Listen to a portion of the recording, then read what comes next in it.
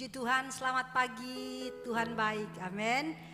Sudah capek pulang berlibur? Selamat datang ya yang berlibur ya. Dan hari ini kita akan melihat kebenaran firman Allah. Kita buka bersama-sama di dalam Matius 5 ayat 13. Tema kita pada pagi hari ini, garam dunia. Kita akan baca ayat ini bersama-sama.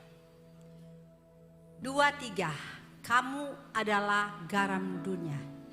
Jika garam menjadi tawar, dengan apa diasinkan? Tidak ada lagi gunanya selain dibuang dan diinjak orang. Saudara, kita akan melihat kebenaran ini menggambarkan, Yesus menggambarkan kehidupan orang percaya itu bagaikan garam dunia. Jadi saudara harus tahu kita diumpamakan Tuhan adalah garam dunia. Pada zaman Yesus, pada waktu itu orang Yahudi, garam yang mereka pakai itu berasal dari dekat Laut Mati. Di sana ada jurang-jurang yang berdekatan dengan Laut Mati dan mereka mengambil garam dari situ. Dan garam yang ada pada saat itu tidak murni. Sehingga kalau garam itu kena embun, garam itu lumer dari senyawanya, maka sisanya yang sebenarnya bukan garam yang asli tapi hanya kapur atau elemen-elemen yang lain. Jadi pada zaman itu garam berbeda dengan zaman sekarang. Kalau sekarang garam itu diambil dari laut lalu dikeringkan di matahari sehingga jadi garam. Tapi pada zaman Yesus, orang-orang Yahudi kalau mau ambil garam mereka ambil dari Laut Mati yang di pinggiran dan itu tidak murni garam. Karena itu bercampur dengan banyak hal sehingga apabila kena embun maka garam itu bisa berubah. Garam itu kelihatan memang masih garam, putih seperti garam, tapi sebenarnya itu sudah bukan asli garam. Itu hanya seperti kapur putih yang berbentuk garam, tapi dia bukan garam asli. Sehingga Yesus mengumpamakan seperti itu. Karena ada hal seperti itu, maka Yesus memberikan perumpamaan apa yang terjadi pada zaman itu. Beda dengan garam yang ada sekarang. Garam yang ada sekarang dari air laut lalu dikeringkan lalu jadi garam. Tapi pada zaman itu berbeda. Nah, firman Allah katakan, dia mengumpamakan kita bahwa kita ini adalah garam dunia. Di mana kita bisa tahu bahwa kita harus jangan sampai kehilangan rasa garam yang sesungguhnya seperti garam yang terjadi pada zaman itu. Jadi esensi garam itu sudah nggak ada. Cuman kelihatan seperti garam putih bentuknya, tapi sebenarnya sudah tawar rasanya. Dan ini yang diumpamakan Yesus. Yesus memberikan perumpamaan bahwa orang percaya jangan sampai kehilangan kualitas kekristenan yang sebenarnya. Jangan sampai esensi kekristenan yang sesungguhnya itu hilang. Ini yang Yesus ingin sampaikan kepada orang-orang yang ada pada saat itu, kepada saya dan saudara. Jadi jangan sampai kekristenan kita, kualitas kekristenan, esensi kekristenan itu hilang. Jadi seperti garam tadi, kelihatan garam tapi rasa garam sudah nggak ada, berubah, sudah bukan garam. Dan ini yang Yesus memberikan perumpamaan. Dan Yesus memberikan perumpamaan ini banyak hal. Di dalam Matius pasal 5 Yesus memberikan perumpamaan, kamu adalah garam, kamu adalah terang dunia.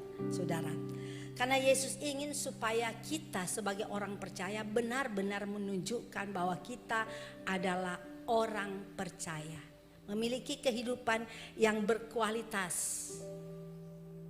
Bukan hanya kelihatan ke gereja, bukan kelihatan bawa Alkitab, bukan kelihatan datang beribadah, tapi sebenarnya kualitas kekristenan itu gak ada di orang itu, gak punya kuasa. Jadi gak menampakkan bahwa dia itu Kristen. Tapi Yesus mau supaya kita orang percaya harus benar-benar berkualitas seperti yang Tuhan mau. Sebab itu kalau saudara melihat di dalam 2 Korintus 3 ayat yang ketiga, firman Allah katakan 2 Korintus 3 ayat 3, karena 2 Korintus pasal 3 ayat yang ketiga. Karena telah ternyata bahwa kamu adalah surat Kristus yang ditulis oleh pelayan kami, ditulis bukan dengan tinta tapi dengan Roh Allah yang hidup, bukan dengan pada loh-loh batu, melainkan pada loh-loh daging, yaitu dalam hati manusia. Bahkan saudara melihat dalam Korintus, Paulus mengatakan bahwa kita ini adalah surat yang terbuka yang dibaca oleh semua orang. Jadi saudara, begitu jelas firman Allah menekankan kepada kita bahwa kualitas kekristenan itu harus nampak. Kita harus benar menunjuk bahwa kita adalah pengikut Kristus. Sehingga saudara melihat Paulus pun mengatakan bahwa kita adalah surat yang terbuka yang dapat dibaca oleh semua orang. Artinya saudara bahwa hidup kita harus mencerminkan Kristus. Bahwa hidup kita orang-orang percaya ini harus mencerminkan Kristus. Kita harus benar-benar hidup sesuai dengan standar yang Tuhan sudah tetapkan menurut kebenaran firman.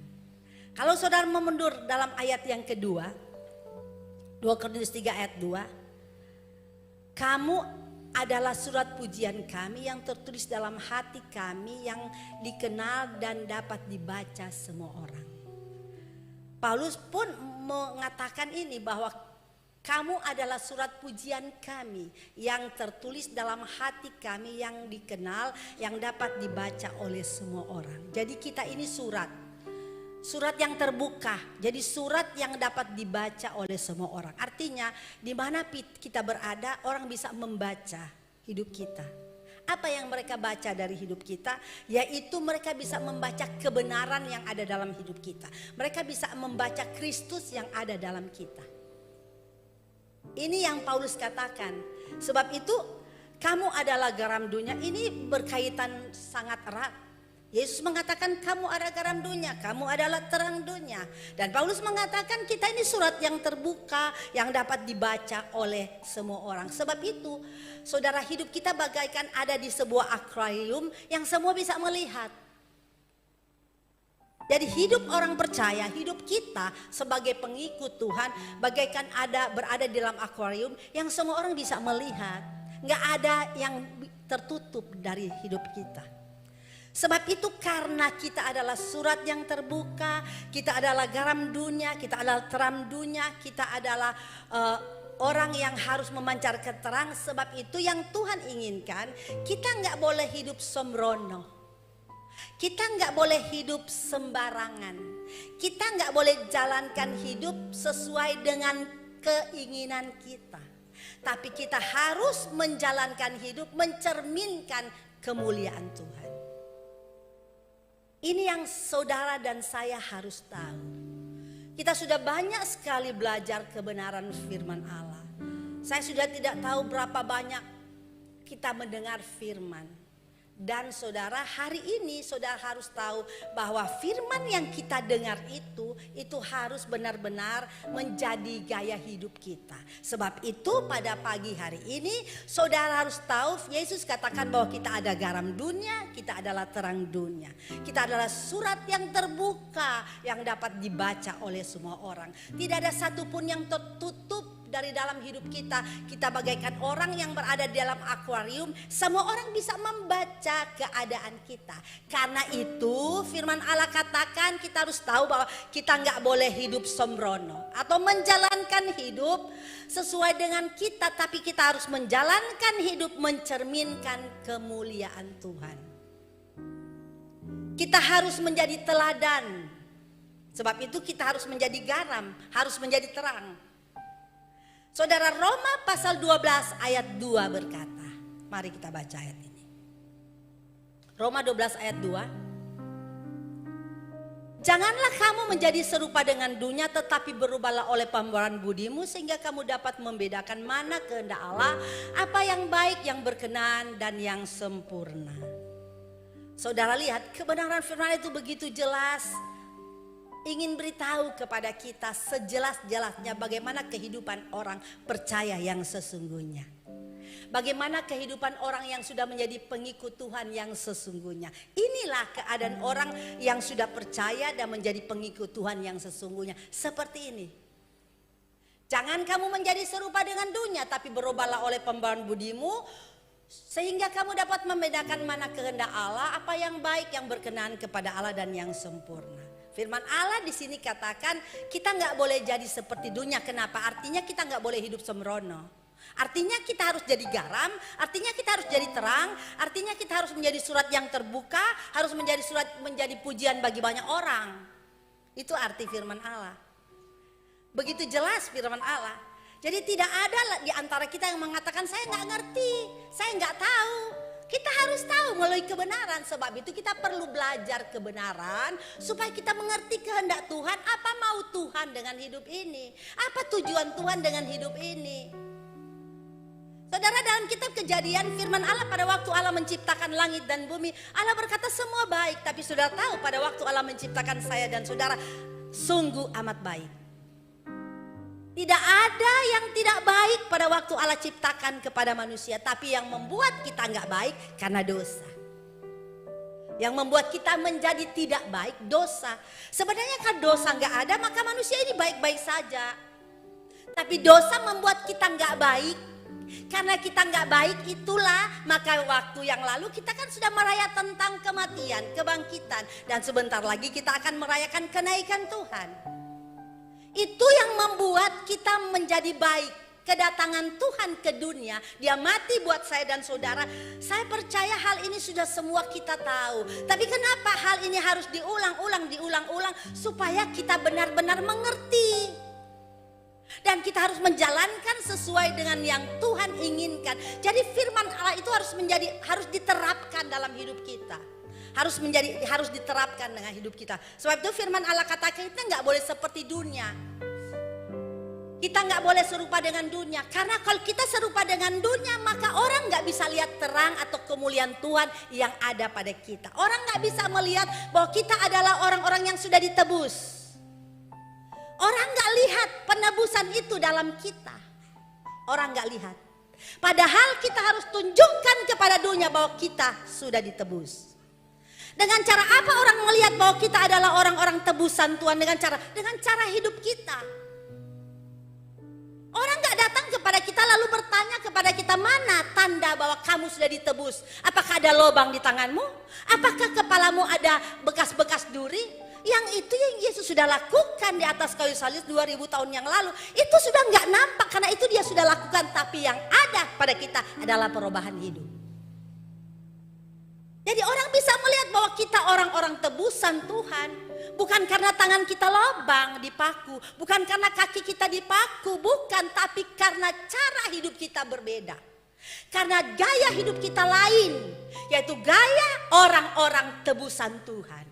Dan gaya hidup orang tebusan Tuhan itu beda dengan gaya orang-orang yang belum ditebus. Kalau sama saja gaya hidup orang ditebus dan belum ditebus, apa arti Yesus datang ke dunia? Apa arti dia mati? Apa arti dia salibkan? Itu gak ada arti apa-apa dan tidak berefek apa-apa dalam hidup kita. Tapi yang Yesus mau bahwa pengorbanan Tuhan, penebusan itu harus menjadi dilihat oleh banyak orang. Ada sesuatu yang mereka lihat dari cara hidup kita yang berbeda. Sebab itu saudara, untuk hal ini gak mudah memang. Kenapa kita selalu harus mendengar firman dan hidup sesuai dengan firman seperti tema tahun ini gereja kita. Kenapa? Karena itu. Karena kita harus hidup memang sama seperti Kristus hidup. Jadi penebusan itu harus nampak dari dalam hidup saya dan saudara. Dan saudara kita ini kan manusia hidup di dunia ini. Dunia yang penuh dengan kejahatan. Nggak ada orang yang bilang dunia ini baik. Dunia ini memang jahat. Dan sampai hari ini kejahatan bertambah-tambah. Bukan semakin berkurang, tapi kejahatan bertambah-tambah. Dan untuk kita bisa membedakan bahwa itu jahat dan tidak jahat, firman Allah katakan berubahlah oleh pembawaan budimu, sehingga kamu dapat membedakan mana kehendak Allah, mana yang baik, yang berkenan kepada Allah yang sempurna. Kalau perubahan budi kita nggak berubah, kita nggak mungkin tahu itu jahat, itu baik, itu kehendak Allah, itu bukan kehendak, nggak bisa tahu. Cara bagaimana supaya kita tahu? Kita perlu minta Roh Kudus ada dalam kita. Hanya Roh Kudus yang dapat menunjukkan kepada kita bahwa itu baik, itu kehendak Allah, itu bukan kehendak Allah, itu gak boleh kita lakukan. Itu hanya Roh Kudus. Sebab itu Yesus tidak berhenti cuman mati, tapi dia bangkit pada hari yang ketiga, dia naik ke surga, dan dia akan kembali, dia curahkan Roh atas kita. Supaya kita menjalankan hidup dalam kebenaran. Karena Tuhan tahu bahwa manusia ini rawan sekali dengan kejahatan. Saudara mungkin sudah punya niat berjanji untuk melakukan yang baik, tapi tubuh ini lemah, tubuh ini gak punya kesanggupan melakukan hal-hal yang baik sesuai dengan firman. Sebab itu Roh Kuduslah yang dapat menolong, membantu kita untuk selalu berjalan di dalam kebenaran. Sebab itu Yohanes 16 ayat 13 berkata, tolong ditampilkan. Yohanes pasal yang 16 ayat 13.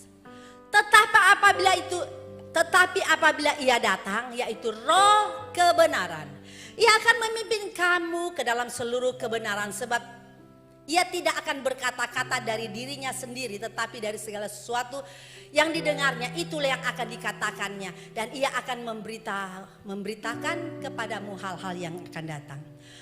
Saudara melihat firman Allah berkata, tetapi apabila ia datang, yaitu Roh kebenaran. Apabila ia datang, yaitu Roh kebenaran. Dan Roh kebenaran itu sudah datang. Karena waktu Yesus naik, Roh itu datang. Dia sudah datang. Dan firman Allah katakan Roh ini yang akan memimpin kita kepada seluruh kebenaran. Artinya saudara bisa tahu itu benar, saudara bisa tahu itu enggak benar, saudara bisa tahu itu baik, saudara bisa tahu itu enggak baik, saudara bisa tahu itu kehendak Allah, itu bukan kehendak Allah kalau Roh itu ada pada kita. Kalau enggak ada, bagaimana kita mau tahu? Kita enggak mau tahu, dari mana kita tahu?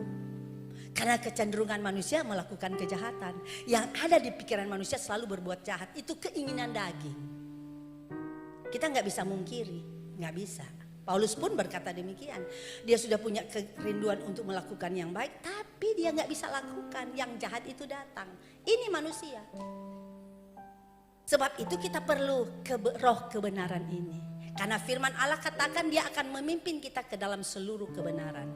Yang hanya dapat memimpin kita dalam seluruh kebenaran dan mengerti itu baik dan jahat, itu kehendak Allah dan bukan hanya Roh Allah. Kalau roh kita nggak mungkin. Kalau kita dipimpin oleh roh kita sendiri, kehendak kita sendiri, nggak bakalan mungkin kita akan berjalan dalam kebenaran. Nggak akan sampai ke sana. Tapi saudara, sebab itu Yesus katakan, aku akan beri kamu penolong, Roh Kudus. Kenapa Roh Kudus ini penting? Saudara, ini perlu diulang-ulang. Jemaat harus dipenuhkan Roh Kudus. Harus diurapi, dipenuhkan Roh Kudus. Saudara harus capai sampai ke sana. Karena roh ini begitu luar biasa peranan dalam hidup kita. Menolong kita, membantu kita, menuntun kita di dalam seluruh kebenaran. Kalau saudara belajar tentang roh, kan kita sudah banyak belajar tentang roh. Dia akan menuntun, memimpin, menasehati, mengingatkan. Dia guru, penasehat, dia penolong.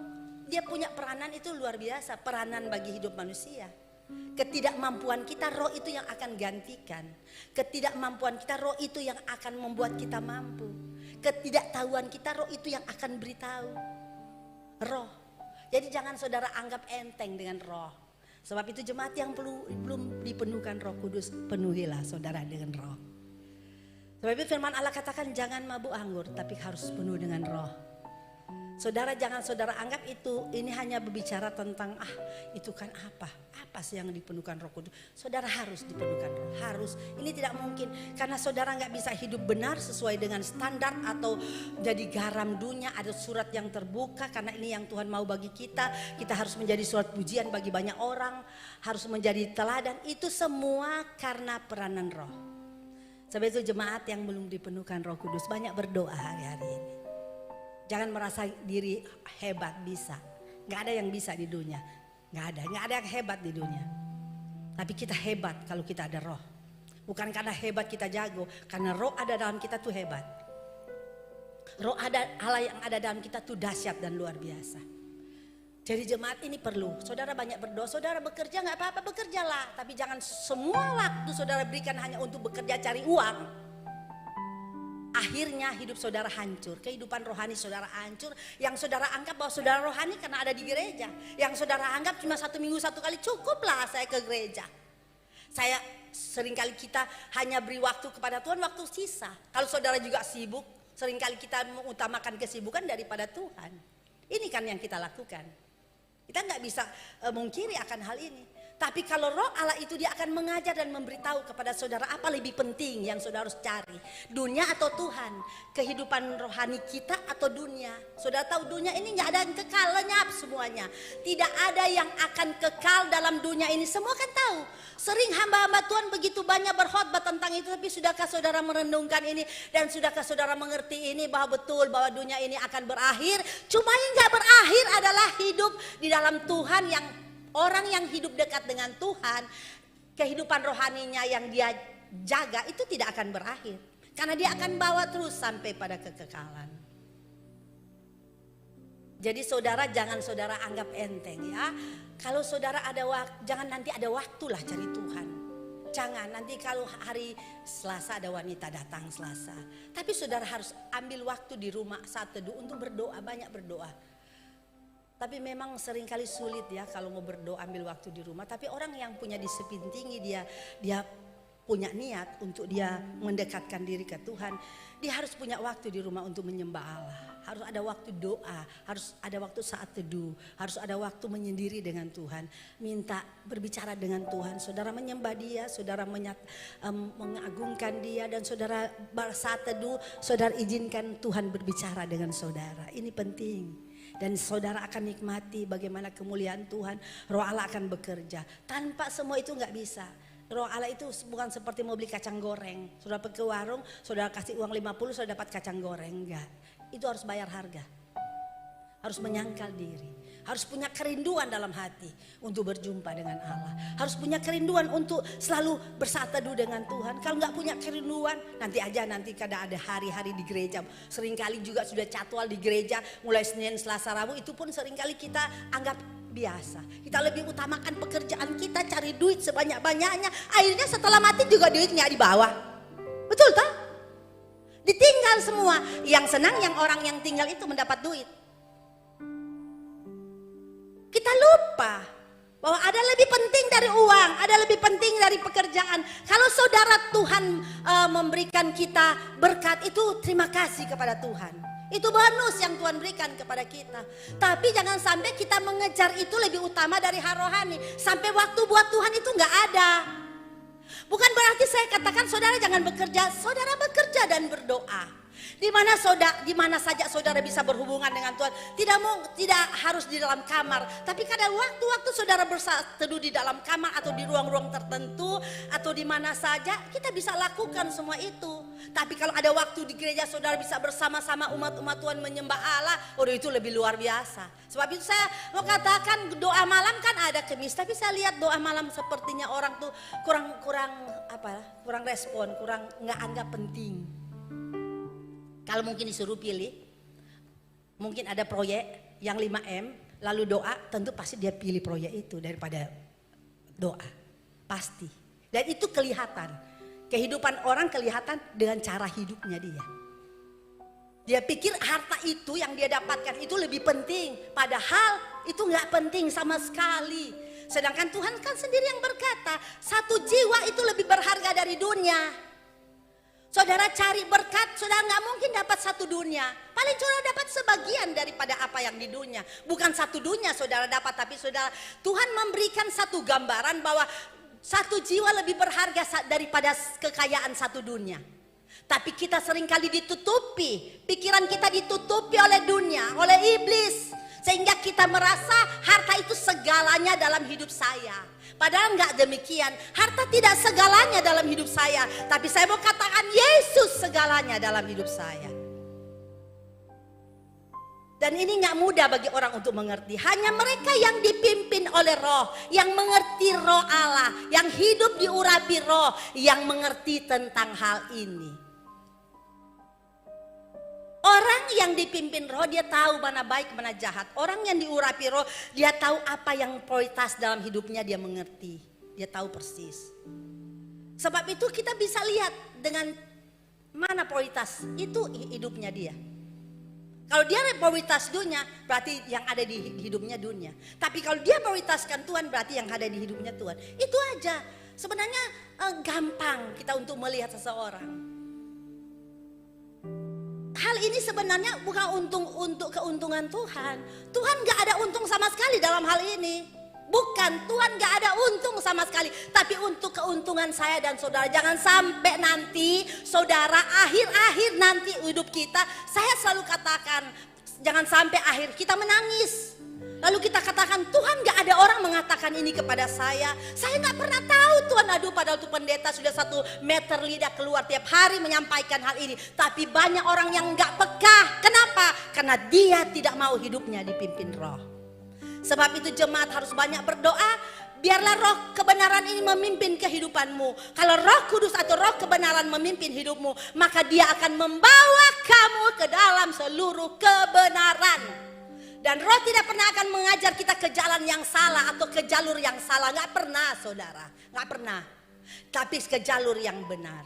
Orang yang dipenuhkan roh, itu tandanya bahwa orang yang mau hidupnya dipimpin Tuhan. Dan tanda orang yang dipenuhkan roh adalah orang yang rindu selalu akan Tuhan. Rindu bersekutu dengan Tuhan, rindu firman Allah, rindu untuk berjalan dalam kebenaran, itu tanda. Karena dia dipimpin oleh roh kebenaran. Itu tanda. Dan orang yang mengasihi, orang yang dipimpin roh dan melakukan firman, dia itu adalah orang yang mengasihi Tuhan. Karena firman Allah jelas dalam Yohanes 14 ayat yang ke-15 ya. Jikalau kamu mengasihi aku, kamu menuruti segala perintahku. Itu tanda. Jadi untuk melihat kita mengasihi Tuhan itu gampang. Gampang. Dia turut firman, dia mengasihi Tuhan. Enggak sulit. Jadi Tuhan mau lihat kita enggak sulit. Enggak sulit Tuhan mau lihat kita. Bahkan orang yang ada di sekitar kita enggak sulit melihat kita. Kalau kita mengasihi Tuhan, kita akan menuruti firman Allah. Dan orang yang menuruti firman Allah, dia akan menjadi garam dunia. Dan orang yang dipenuhkan Roh Kudus, dia adalah orang yang taat. Taat. Orang yang menjadi garam dunia, dia taat. Orang yang taat adalah orang yang mendengar firman, menyimpang firman, merenungkan firman, dan melaksanakan firman. Itu orang taat. Dan orang seperti ini adalah orang yang dikendalikan oleh roh. Orang seperti ini adalah orang yang bisa menjadi garam, menjadi terang, menjadi surat yang terbuka, yang bisa dibaca oleh semua orang. Karena ini yang Tuhan katakan kepada murid, kamu garam. Garam itu tujuan apa? Mencegah kebusukan. Banyak hal kegunaan dari garam, membuat makanan itu terasa enak. Banyak. Garam itu begitu sangat berguna. Bisa mengobati penyakit. Banyak. Kan seringkali kalau orang sakit gigi, mereka suka katakan, apa betul apa enggak saya juga enggak tahu. Katanya kumur pakai air garam. Saya kalau sakit gigi, walaupun orang bilang saya enggak pernah coba. Kalau saya sakit gigi lalu kumur pakai air garam, mungkin juga saudara sudah pernah coba. Atau banyak hal buat pencernaan bagus. Tuh garam kegunaan luar biasa. Saudara, daging kalau ditaburi garam nggak akan busuk dagingnya.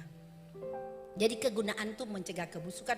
Makanan tanpa garam saudara, duh rasanya kayak apa ya. Makanan tanpa garam tuh nggak enak sama sekali. Enak. Tapi kalau terlalu bergaram juga aduh nggak enak. Darah tinggi. Jadi garam itu mencegah banyak hal. Jadi kegunaan garam ini penting. Jadi orang yang dipimpin roh itu juga adalah orang yang selalu rindu akan kekudusan Tuhan. Karena di dalam dia ada roh kebenaran. Orang yang dipimpin roh dia nggak mau hidup dalam kemunafikan, kepalsuan. Dia nggak mau hidup. Dia selalu menjunjung firman. Dia selalu menjunjung firman Allah. Dia selalu hidup untuk benar-benar ingin supaya hidupnya itu baik. Itu orang yang dipenuhkan roh. Sebab itu penting kita dipenuhkan roh supaya kita bisa menjadi garam.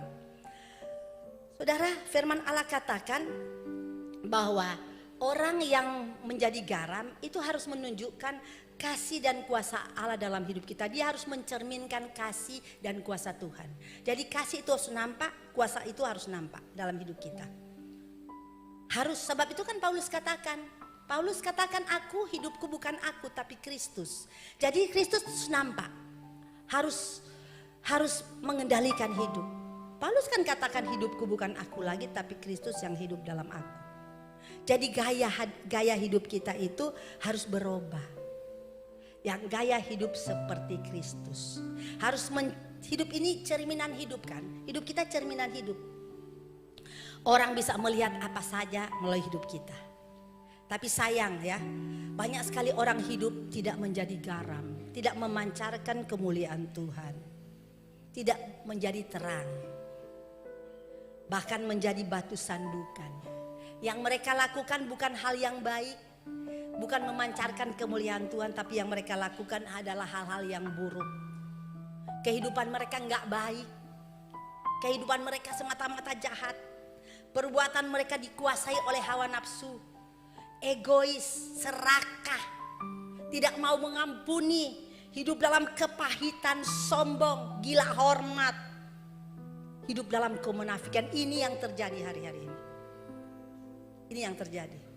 Kalau sudah melihat kehidupan seperti ini, itu begitu jauh berbeda dengan kehidupan yang Tuhan inginkan. Jauh sekali. Ini yang terjadi, yang kita lihat hari-hari ini. Ini bukan rahasia bagi kita. Tapi saudara, sehingga dengan kehidupan kita yang seperti ini, kekristenan orang untuk menjadi pengikut Tuhan ini jadi dingin, jadi sulit. Orang mau jadi Kristen tuh melihat keadaan kita ini, mereka pikir sama aja kok. Dia juga ke gereja, dia Kristen, KTP-nya Kristen, dia pelayan Tuhan malah. Tapi sama aja saya nggak pelayan Tuhan, sehingga orang beralih ke agama lain. Karena melihat kita, Kristus nggak ada di kita. Kristus yang nampak di kita. Cara hidup kita sama dengan mereka. Bahkan seringkali mereka lebih baik dari kita. Mereka lebih baik dari kita.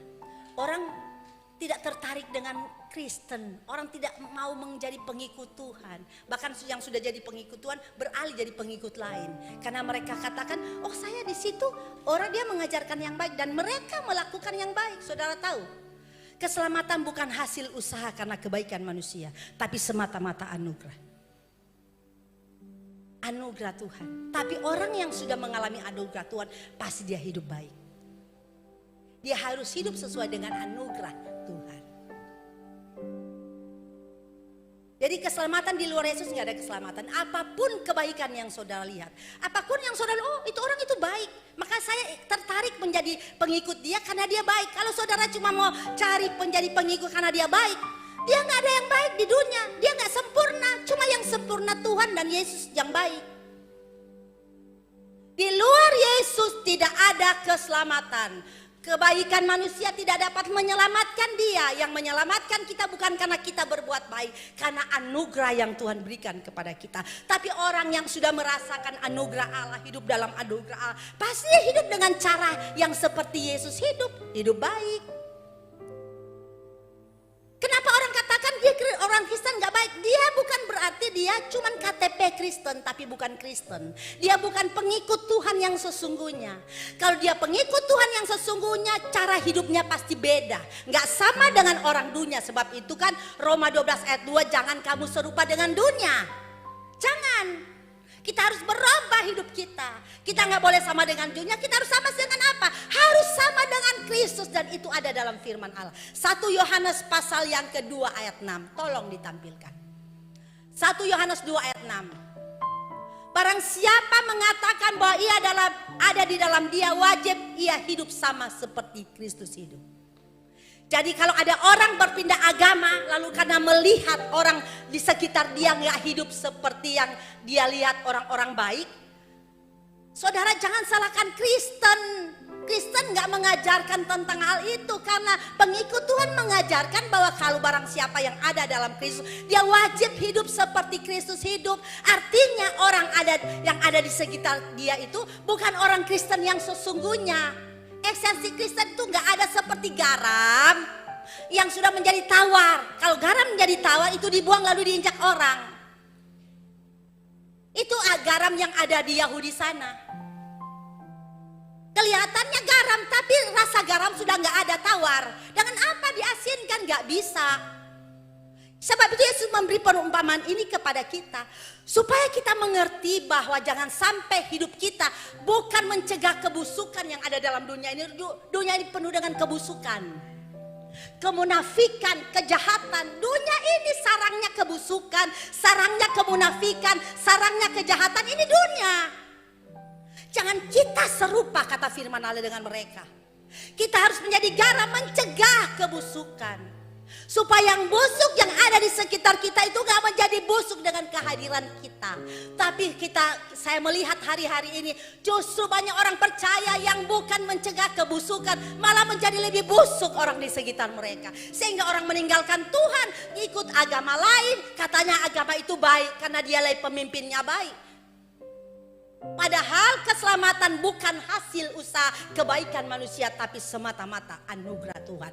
Tapi orang yang sudah hidup dalam anugerah Tuhan, pasti dia akan hidup baik. Dia hidup sesuai dengan firman Allah. Dia hidup sesuai dengan terang Kristus. Dia akan hidup sesuai dengan apa yang Tuhan inginkan. Perumpamaan ini adalah penting untuk kita ketahui bahwa Yesus ingin supaya firman Allah itu harus diaplikasikan dalam hidup saya dan saudara. Bukan sekedar tahu ya, tapi aplikasikan. Aplikasikan dalam hidup kita. Sebab itu 2 Timotius pasal 3 ayat 6, ayat 5. Tolong 2 Timotius 3 ayat 5. Secara lahiriah mereka menjalankan ibadah mereka, tapi pada hakikatnya mereka mengikuti kekuatannya, jauhilah mereka. Ini sama seperti garam yang jadi tawar. Ini. Secara lahiriah mereka menjalankan ibadah mereka, tapi pada hakikatnya mereka memungkiri kekuatannya, jauh mereka. Ini garam yang menjadi tawar ini. Saudara, banyak sekali ayat-ayat yang sama. Ini kebenaran. Jadi kelihatannya mereka menjalankan ibadah, tapi sebenarnya kekuatan ibadah itu enggak ada. Dan firman Allah katakan jauhi mereka. Artinya di mata Tuhan orang seperti ini enggak layak. Orang seperti ini adalah orang yang enggak berkenan kepada Tuhan. Sedangkan yang Tuhan mau kepada kita, kita harus menjadi garam, harus menjadi terang, harus menjadi surat terbuka, harus menjadi surat yang dipuji oleh banyak orang. Kita. Nah, sekarang kita mau kembali. Selama ini saudara sudah ikut Tuhan berapa? Sudah jadi garam? Saudara sudah jadi terang? Atau mungkin dengan hidup kita orang lain yang tadinya Kristen sudah pindah ke agama lain karena kita jadi batu sandungan. Sangat berbahaya orang yang jadi batu sandungan. Tapi yang Tuhan mau pada kita, jadilah garam. Orang bisa melihat apa? Kristus yang ada dalam kita. Ini kebenaran yang saudara harus tahu dan saya. Amin. Selama Januari sampai bulan April ini banyak sekali kebenaran yang kita sudah pelajari. Dan semua itu ada terkait satu dengan yang lain sampai hari ini. Banyak kebenaran-kebenaran juga yang akan diungkapkan. Supaya kita mengerti, mengaplikasi firman. Dan kita bertumbuh dewasa di dalam Tuhan. Tuhan memberkati. Haleluya.